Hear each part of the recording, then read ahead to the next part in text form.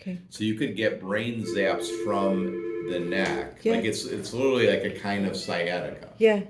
Does that make sense? Yeah. So the C1 nerve also can give you around the eye pain. So there's people that will have like really severe, it's not like eye pain, but it's around the eye. So do you get that? Oh, yeah. Okay, so see, she gets that. She gets Oh, yeah. So in other words, imagine if the atlas is unstable and now you have the C1 nerve, the vertebral artery encased in bone, and then the bone's moving too much, then you obviously could get vertigo or anything. That was my first Or you can get a symptom. different, yeah, or you can get, well, here.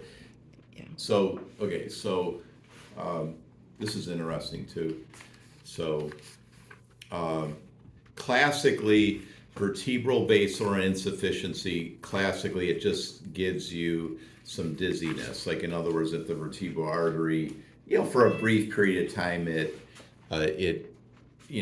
a decreased blood supply, so the brain's like trying to get you to faint because, the blood supply is limited. Okay. Now, technically, your brain is supposed to be able to do fine with just one vertebral artery open. Okay. But that depends on your arteries here being normal. So in other words, if somebody has a defect in the circle of Willis, oh my gosh. So in other words, to have a drop attack, you usually need to have two things. You're just born with an abnormal circle of Willis, so you actually have to have both vertebral arteries open. But you should, okay. And again, I say this a lot, but God gave us normally twice what we need. Like, in other words, you can survive usually with one vertebral artery. You don't need two vertebral arteries. We have people who don't have a jugular vein, but they have the other one is fine.